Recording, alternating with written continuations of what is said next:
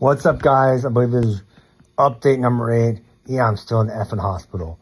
Came on Monday for a checkup. They said something was infected, and now it's kind of been thing after thing after thing. And so you don't have the totally Stockdale paradox and just, I'm going to be out of here sometime. I just don't know what it is. So I had to just tell myself that, tell myself to be patient, and not get too frustrated. And the topic I want to talk about today, besides that, would be pride, right? And so, man, this has been a really, really humbling experience because, before this, I was pretty much totally self-sufficient, pretty much did everything by myself, took care of myself, didn't ask for help. But man, when you can't, like right away when I couldn't walk and talk, I asked for help, right? And even now, especially when I went home, got to keep asking for help because I can't do much myself at all. So that was kind of humbling and it was good.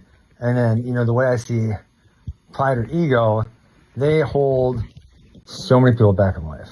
The biggest thing I can relate in wrestling to it is, there's certain kids that have too much pride and they're unwilling to admit what their bigger problem is, right? And so if I can tell a kid, hey, this is your problem, and they don't have ego, they'll work to solve that problem because they trust me, I have the best interest in mind, and I'm their coach, right? And if they have too much pride, they're always going to make an excuse for why that big problem isn't really the problem, right? Like if their cardio sucks, they're not tough enough, they're going to sometimes say, oh, I just had a bad day, I was tired, I didn't sleep well, make excuses like this versus solving the real problem.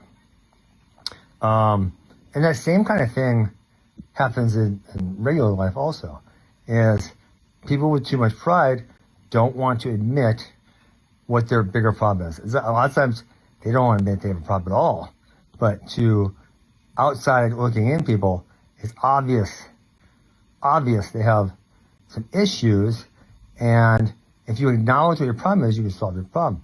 But if you're unwilling to acknowledge your problem, you literally can't solve it. Can't do it, right? You have to acknowledge the problem before you can solve the problem. And so this has been pretty humbling for me. I asked for so much help, and it's maybe think about pride and ego and how they really negatively impact people. So that's what I got, guys. I'll keep updating you. Hopefully I get it here at some point.